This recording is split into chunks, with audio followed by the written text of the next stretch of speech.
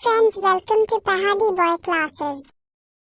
जैसे कि मैंने पिछली वीडियो में स्ट्राइक लॉकआउट्स का मीनिंग और आपको थोड़ा है ऊपर से मीन्स सेक्शंस के बारे में बता दिया, ठीक है। जिसने वो वीडियो नहीं देखी जाके एक बार देखें।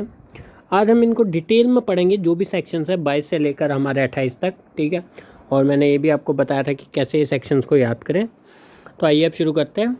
अब जो है पहला सेक्शन जो है हमारा 22 सेक्शन 22 स्ट्राइक एंड लॉकआउट्स का। उसमें बोल रहा है कि provision of strike and lockout. जैसे कि मैंने बताया था, provision of strike and lockouts का मतलब है कि जितना हो सके स्ट्राइक एंड लॉकआउट को रोकना है, ठीक है। मीन्स स्ट्राइक एंड लॉकआउट होने से पहले ही ऐसा मीन्स कंडीशन ही ना है कि स्ट्राइक एंड लॉकआउट हो, ठीक है। चाहे बीच में सेटलमेंट करवा लो या कुछ भी करके हो, स्ट्राइक एंड लॉकआउट रोकते हैं।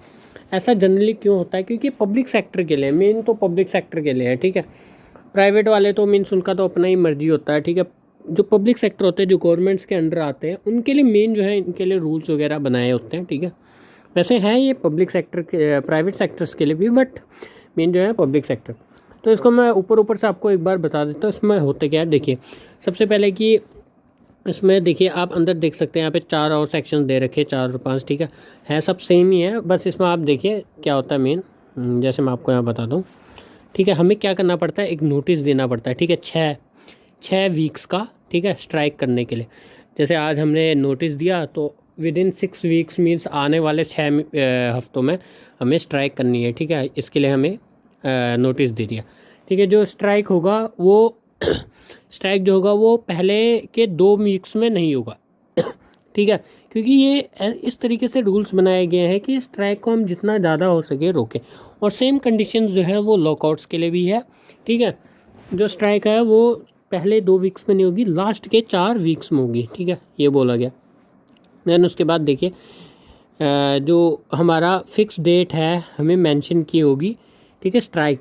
तो हमें उसी दिन, ठीक है, जो हमने मीन्स अगर मान लो आज से डेट बता दी, कुछ दिनों बाद हमने स्ट्राइक करनी है, तो उस दिन हमने स्ट्राइक नहीं करनी, जो डेट बताई है उसके नेक्स्ट डे हमेशा स्ट्राइक करनी, ठीक है। तो आप देखिए पहले 6 वीक्स का हमें नोटिस देना पड़ता है। दूसरी कंडीशन ये है कि जो 4 हफ्ते हैं लास्ट के, उनमें हम स्ट्राइक कर सकते हैं, पहले 2 वीक्स में तो हम कर नहीं सकते। फिर उसके बाद तीसरा ये है कि जो हमें एक फ़िक्स डेट देनी है कि हम इस दिन स्ट्राइक कर रहे हैं, ठीक है। तो उस दिन हमने स्ट्राइक नहीं करनी, उसके नेक्स्ट डे करनी है। और एक हमारा लास्ट जो है वो देखिए ये, if there is a case regarding strike and lockouts, there's some work begin after 7 days। मतलब कि अगर हमारा देखिए कि कोई भी स्ट्राइक एंड लॉकआउट हमने करना था, ठीक है। जैसे मान लो आज हमने दे दी 6 वीक्स की डेट, हम मान लो बाई चांस किसी भी तरीके से जैसे हमने जो डेट दी उस दिन हम नहीं कर पाए अपनी स्ट्राइक या लॉकआउट हम नहीं कर पाए, तो अब जो हमें क्या करना पड़ेगा, दोबारा से नोटिस देना पड़ेगा, दोबारा से सबको चलना पड़ेगा 7 दिनों के बाद, ठीक है। 7 दिन के बाद। ये सब इसलिए बनाए गए हैं ताकि हम जितना हो सके ये हम रोक सकें, ठीक है, स्ट्राइक एंड लॉकआउट। इसी तरीके से क्या क्या रिक्वायरमेंट्स हैं नोटिस के, ठीक है। एक प्रॉपर नोटिस देना पड़ता है स्ट्राइक एंड लॉकआउट का, जो एम्प्लॉयर है उसको इन्फॉर्म करना पड़ता है, अप्रोप्रिएट गवर्नमेंट, जो गवर्नमेंट है उसको मीन्स उसके रिलेटेड, ठीक है, नोटिस हमें देना पड़ता है। ये फिर सेम वही तरीके है, बस इसमें आप एक बात याद कर लीजिए, हमें 6 वीक्स का हमें नोटिस देना पड़ता है, पहली बात तो ये, ठीक है। पहले 2 वीक्स में हम अपना स्ट्राइक नहीं कर सकते, लास्ट के 4 वीक्स में करेंगे। और हमें एक पर्टिकुलर डेट बतानी पड़ती है स्ट्राइक करने की, और उस डेट को हम स्ट्राइक नहीं कर सकते, उसके नेक्स्ट डे करना होता है स्ट्राइक। अगर बाई चांस हम स्ट्राइक ना कर पाएँ उस डेट को, ठीक है, तो हमें दोबारा से नोटिस देना पड़ेगा, दोबारा से सारा प्रोसीजर ये करना पड़ेगा 7 दिनों के बाद, ठीक है। उसके बाद है सेक्शन 23। इसमें जनरल रूल्स हैं स्ट्राइक एंड लॉकआउट्स के, ठीक है। इसके 4 कंडीशंस हैं, ठीक है, 4 कंडीशन है। जो पहला है कि 7 डे, अगर हमारा मान लो जैसे कैंसिलेशन और standard form of board conciliation, board बनता है, ठीक है, एक मतलब एक छोटा सा जैसे गांव में पंचायत होती है, ऐसे ही मान लो एक इंडस्ट्री में एक बोर्ड बनाया जाता है जिसमें कुछ लोग होते हैं, मेंबर्स होते हैं, ठीक है। वो मीन्स एक तरह से फैसला करते हैं या ऐसा कुछ होता है, ठीक है। हमें अगर उनका ऑर्डर आ गया कि स्ट्राइक नहीं करनी, 7 दिन तक हम स्ट्राइक नहीं कर सकते, ठीक है। उसके बाद ही हम दोबारा से स्ट्राइक के लिए कर सकते हैं apply.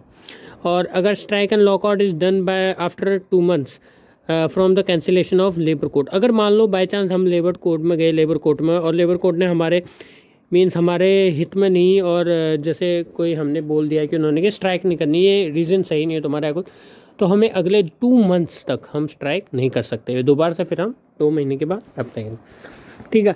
Branch of contract does not allow strike and lockout. जो कॉन्ट्रैक्ट है उसका ब्रांच जो है वो स्ट्राइक एंड लॉकआउट्स को अलाउ करता ही नहीं। No strike and lockouts could be done where the settlement, अगर हमारा मान लो बाई चांस सेटलमेंट हो जाए तो स्ट्राइक एंड लॉकआउट की तो हमें ज़रूरत ही नहीं पड़ी। तो इसमें सिंपल ये है कि एक बोर्ड ऑफ कैंसिलेशन बनती है, ठीक है, कॉन्सिलेशन, उसमें अगर हमें मान लो वो कह देते कि स्ट्राइक या लॉकआउट नहीं करना तो 7 दिन तक कोई स्ट्राइक एंड लॉकआउट नहीं कर सकते, उसके बाद कर सकते हैं। और अगर हम लेबर कोर्ट में गए, लेबर कोर्ट वाले मना कर देते तो 2 मंथ्स के बाद हम फिर कर सकते हैं अप्लाई, ठीक है। ये इसमें बताया गया। जो मेन एम इनका यही होता है कि स्ट्राइक एंड लॉकआउट जितना हो सके, जैसे हो सके हमें रोकना है, ठीक है। उसके बाद है यहाँ पे condition for illegal strike and lockout. Illegal strike और लॉकआउट्स के क्या कंडीशंस? इलीगल स्ट्राइक और लॉकआउट्स क्या होते हैं, इसका मैं सिंपल इजी वे में आपको बता देता हूँ कि देखिए, इलीगल मतलब जो काम सही तरीके से ना किया जाए। कोई स्ट्राइक हो रही है, मान लो वहाँ पे दंगा हो जाता है या कोई आग लगा देता है, मारपीट हो जाती है, कुछ ऐसे हादसे हो जाते हैं जो मतलब नहीं होने चाहिए, तो इसको हम इलीगल मानेंगे। और इलीगल के केस में, स्ट्राइक में, इलीगल के केस में आपको कंपनसेशन नहीं दिया जाता, और वो स्ट्राइक मीन्स एक हिसाब से कोई उसके मायने नहीं है, वो स्ट्राइक करने का कोई फ़ायदा नहीं रह जाता। अगर हमारा काम जो है उसमें इलीगल मीन्स माना जाए तो गवर्नमेंट की नज़रों में जो है वो एक हिसाब से मीन्स सही नहीं है, तो उसके लिए हमें कोई कंपनसेशन नहीं मिलेगा और एम्प्लॉयर भी हमारी बात नहीं सुनेगा। देन नेक्स्ट सेक्शन है सेक्शन 25, ठीक है। इसमें फाइनेंशियल एड ऑफ प्रोहिबिट, मतलब कि इसका मतलब ये है कि जैसे कोई भी जो फाइनेंशियली पैसे आ रहे हैं, मान लो बाहर से कोई फंडिंग हो रही है स्ट्राइक करवाने के लिए, मान लो कोई एक कंपनी है, उसके खिलाफ स्ट्राइक करवाने के लिए दूसरी कंपनी या उसका कॉम्पिटिटर कोई ऐसा है जो उसके लिए स्ट्राइक करवाने के लिए फंडिंग कर रहा है पीछे से कि तुम स्ट्राइक करो, मैं तुम्हें पैसे दूंगा, ऐसा कोई केस है तो ये इलीगल माना जाएगा। और इसको जितना हो सके ये रोका जाना चाहिए, इसको प्रोहिबिट करना चाहिए, ये इस सेक्शन में बताया गया, ठीक है। फिर उसके बाद है सेक्शन 26। सेक्शन 26 कह रहा है कि penalty for illegal strike and lockouts. Penalties जो हैं वो क्या क्या होंगे इलीगल स्ट्राइक एंड लॉकआउट्स के, ठीक है।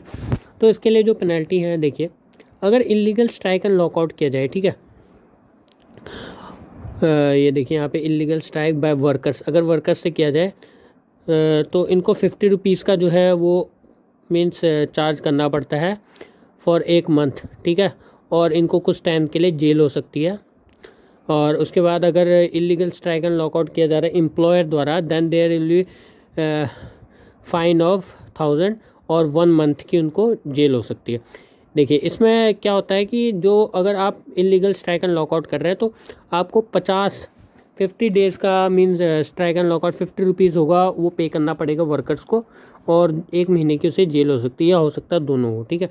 अगर एम्प्लॉयर कर रहा है मीन्स ओनर कर रहा है, उसको 1000 का फ़ाइन पड़ेगा और उसको भी 1 महीने की जेल होगी, या तो ये दोनों भी हो सकते हैं, ठीक है। उसके बाद है सेक्शन 25, पेनल्टी फॉर इंस्टिगेशन, ठीक है। Section 25 provide that for 6 month imprisonment और 1000 fine for both of the person who instigate promote illegal strike. Instigation का मतलब होता है कि अगर आपको कोई भड़का रहा है, मान लो, ठीक है, किसी के खिलाफ भड़का के ज़बरदस्ती स्ट्राइक एंड लॉकआउट करवा रहा है, हाँ भाई ये ऐसा ऐसा है, ऐसा कुछ बोल रहा है, इसके लिए भी फ़ाइन लगेगा 1000 रुपीज़, ठीक है। और यहाँ पे इसके लिए जो जेल होगी वो यहाँ पे दिया था 6 मंथ की जेल होगी, या हो सकता है दोनों हो, या हो सकता है इसको बढ़ा भी सकते हैं, ठीक है। दैन उसके बाद है सेक्शन 28। सेक्शन 28 ये हमारा लास्ट सेक्शन है। ये सेक्शन क्या बोल रहा है, ठीक है, पेनल्टी फॉर फाइनेंशियल एड, मतलब कि अगर फंडिंग हो रही है पीछे से तो उसके लिए हमें क्या प्रोविजंस लेने चाहिए और हमें इसके लिए क्या पेनल्टीज़ लगेंगी। सेक्शन 25 ये बोल रहा है कि जो फाइनेंशियल एड है for illegal strike and lockouts, ठीक है, financial aid illegal strike and lockouts के लिए जो हो रहा है पीछे से, ये तो पहले इलीगल है, तो अगर ये हो रहा है बाई चांस तो उसको देखिए फ़ाइन पड़ेगा 1000 रुपीज़ का और 6 मंथ का इम्प्रिजनमेंट मीन्स कि 6 महीने की जेल हो सकती है, या दोनों भी हो सकते हैं, ठीक है। ये बढ़ाया भी जा सकता है, तो ये बोल रहा है। तो एक बार आपको सिंपल मैं आपको सारे एक बार समझा देता हूँ। देखिए सेक्शन 22 था, ठीक है। 22 में क्या बोलता है कि जो स्ट्राइक एंड लॉकआउट्स मीन्स इसको प्रोहिबिट कैसे किया जा सकता है स्ट्राइक एंड लॉकआउट्स को, ठीक है। स्ट्राइक एंड लॉकआउट्स को प्रोहिबिट करने के लिए देखिए आप सबसे पहले 6 वीक्स का जो है उन्हें नोटिस देना पड़ता है 6 वीक्स पहले, और फिर 4 वीक्स में वो स्ट्राइक कर सकते हैं, पहले 2 में नहीं कर सकते भाई, और एक डेट देनी पड़ती है जिस दिन के अगले दिन हमें स्ट्राइक करनी होती है। अगर हम स्ट्राइक ना कर पाए तो दोबारा से प्रोसीजर होता है, ठीक है। फिर प्रोहिबिशन ऑफ वो जनरल प्रोविज़न जो है उसके अंडर क्या होता है कि अगर बोर्ड ऑफ कैंसिलेशन मना कर देता है, ठीक है, स्ट्राइक एंड लॉकआउट करने को 7 दिन बाद करेंगे, और अगर बाई चांस लेबर कोर्ट में गए, लेबर कोर्ट वाले मना कर देते हैं, तो क्या करते हैं हम उसके 2 महीने बाद दोबारा से अप्लाई कर सकते हैं, ठीक है।